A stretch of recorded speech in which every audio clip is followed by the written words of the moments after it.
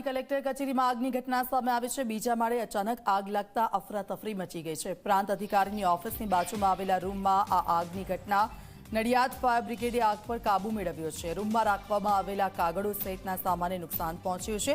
આગના કારણે ધુમાડાના ગોટા પણ જોવા મળ્યા।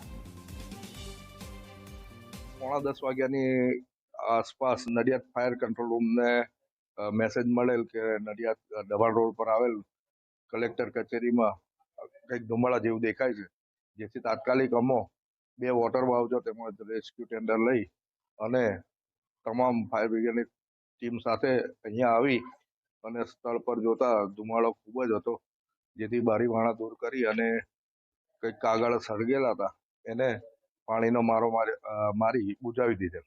2 વોટર બાઉચર લઈને આવ્યો હતો અને બારી ધુમાડો ખૂબ જ મોટા પ્રમાણમાં હતો, એટલે ઇમરજન્સી રેસ્ક્યુ વ્હીકલ પણ સાથે લઈને આવ્યો હતો।